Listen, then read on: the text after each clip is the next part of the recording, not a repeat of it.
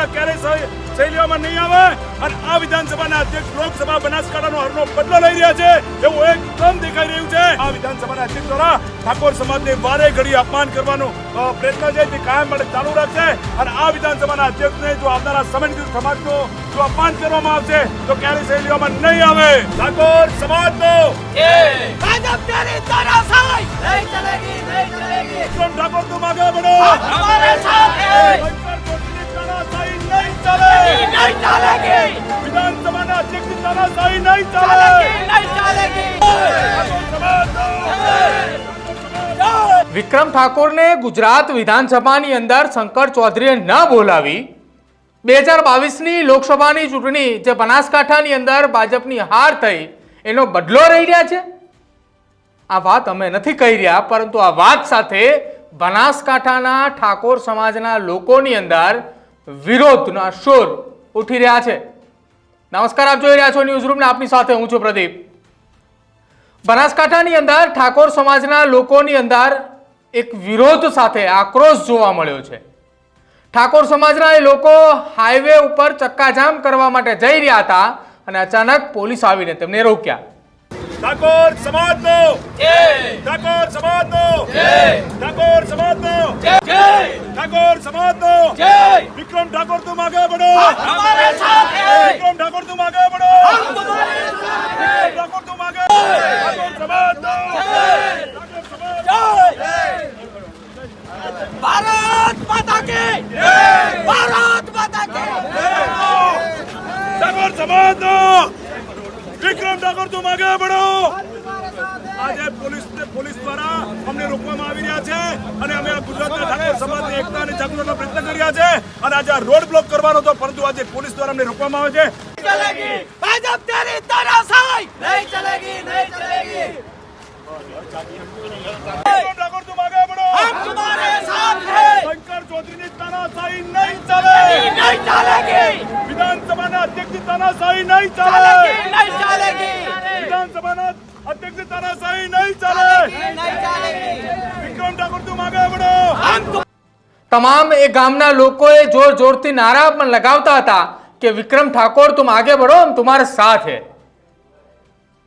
જો કે હવે આખી આ ઘટનાની અંદર કેટલાક યુવાનો એમ પણ બોલ્યા કે શંકર ચૌધરીએ 2022ની બનાસકાંઠાની હારનો બદલો લઈ રહ્યા છે।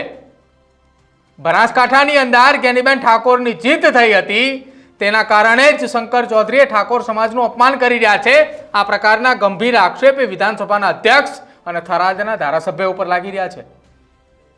બીજી તરફ તેમની સામે આજે વિરોધ પ્રદર્શન થઈ રહ્યો હતો, એ વિરોધ પ્રદર્શન દરમિયાન આ જે ગામના લોકોએ હાઈવે ઉપર ચક્કાજામ કરી અને ત્યારબાદ તેમને જ્યારે પોલીસ અટકાવી રહી હતી તે દરમિયાન તેમણે શું કંઈ કહ્યું એ સાંભળો પહેલા। વિધાનસભાના અધ્યક્ષ દ્વારા ઠાકોર સમાજનું અપમાન કરવામાં આવ્યું છે, ક્યારેય સહી લેવામાં નહીં આવે અને આ વિધાનસભાના અધ્યક્ષ લોકસભા બનાસકાંઠાનો હરનો બદલો લઈ રહ્યા છે એવું એકદમ દેખાઈ રહ્યું છે।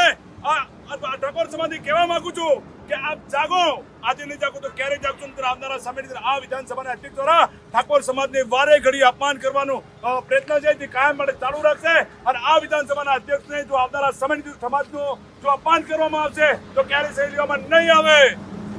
ઠાકોર સમાજનો તો ગામના લોકો અને યુવાનોનું એવું કહેવું છે કે બનાસકાંઠાની અંદર શંકર ચૌધરીનું વર્ચસ્વ એ ઘટી રહ્યું છે। તેમની હાર જે થઈ હતી 2022ની લોકસભાની ચૂંટણીમાં, એ સૌ કોઈને ખબર છે કે 2022ની લોકસભાની ચૂંટણીમાં શંકર ચૌધરી નહોતા ઊભા, પરંતુ તેમના જ કોટાની અંદરથી ટિકિટ મેળવીને મહિલા નેતાને જે ઊભા રાખવામાં આવ્યા હતા, જેની જ્ઞાનીબેન ઠાકોરની સામે હાર થઈ હતી, તેનો બદલો શંકર ચૌધરીએ ઠાકોર સમાજના કલાકારોને, ઠાકોર સમાજના લોકોની સાથે લઈ રહ્યા છે। કેમ કે એક તરફ ગુજરાત વિધાનસભાની અંદર ઠાકોર સમાજના કલાકારોને ન આમંત્રિત કરવાને લઈને વિક્રમ ઠાકોર સહિત એ તમામ સામાજિક આગેવાનોની અંદર રોષ છે, જ્યારે બીજી તરફ હવે વિક્રમ ઠાકોરના સમર્થકોએ બનાસકાંઠાની અંદરથી વિરોધની શરૂઆત કરી છે। વિધાનસભાના અધ્યક્ષ દ્વારા તાજેતરમાં તમામ કલાકારોનું બોલાવીને સ્વાગત કરવામાં આવે છે, પરંતુ ત્યાં એક પણ ઠાકોર સમાજના સિંગરોને બોલાવવામાં નથી આવતા.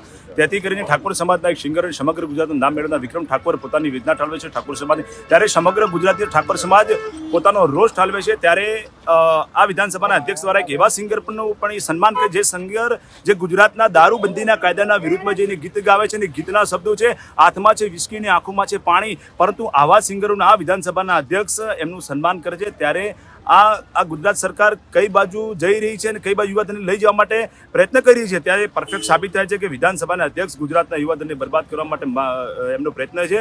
તેથી કરીને તે સન્માન કરે છે. આવા કલાકારો પર કેમ તે એક્શન નથી લીધા, પરંતુ એક્શન લીધા સિવાય એ એમની ઉપર એમના સન્માન કરે છે. આની માટે ગુજરાત સરકાર માટે અને ગુજરાતની પ્રજા માટે સમજવાની વાત નહીં હોઈ શકે. એક તરફ ગુજરાતની અંદર જ્યારે વિક્રમ ઠાકોરે પત્રકાર પરિષદ કરી અને તેમણે કહ્યું હતું કે આ ઠાકોર સમાજનું અપમાન છે, ને ત્યારબાદથી સતત વિક્રમ ઠાકોરના સમર્થનની અંદર તમામ જગ્યાએથી સોશિયલ મીડિયાના માધ્યમથી તેમને સમર્થન મળ્યું છે. જો કે હવે બનાસકાંઠાની અંદર વિક્રમ ઠાકોરના સમર્થનની અંદર રસ્તાઓ ચક્કાજામ કરવાનો કાર્યક્રમ હતો, પરંતુ તે પહેલાં પોલીસ પહોંચી ચૂકી અને પોલીસે આખો આ મામલો થાળે પાડ્યો. તમારું શું માનવું છે વિક્રમ ઠાકોરના સમર્થનમાં આવેલા તમામ લોકોને લઈને? અને સાથે જ શું ખરા અર્થની અંદર જે લોકો આક્ષેપ લગાવ્યો શંકર ચૌધરી ઉપર એ સાચો છે ખરા?